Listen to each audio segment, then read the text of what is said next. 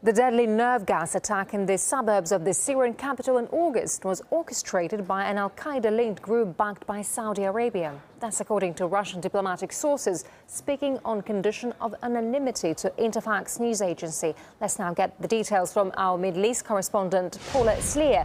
So, hi there, Paula. So what's the latest you're hearing on this story?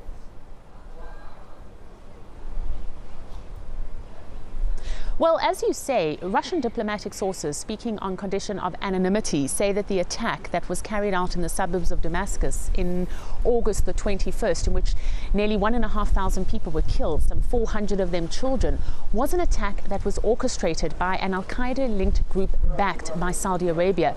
Now, this is the position that Moscow has held all along, namely that the rebels are provoking the situation as an attempt to see foreign forces and the international community becoming involved in the conflict inside Syria.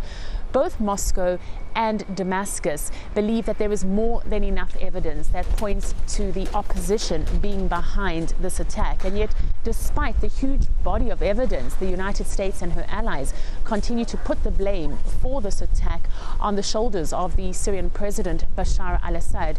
This is also despite the fact that a number of former high-ranking members of the American intelligence community have themselves said that there is a lot of evidence that points to the fact that, in fact, it may very well have been the rebels behind this attack.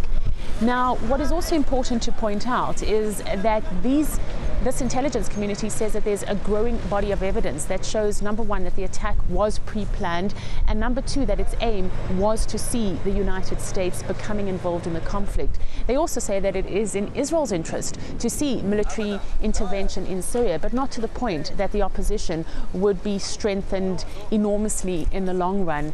The United States remains committed to seeing the overthrow of the Syrian President Bashar al-Assad, and it continues to support a very fractured opposition. This despite the fact that even Western analysis says that the opposition is becoming increasingly more and more radicalized, as you have groups like al-Qaeda that are becoming more and more powerful. All right, RT's Middle East correspondent Paula Slier. Paula, thank you very much indeed for that. We appreciate it.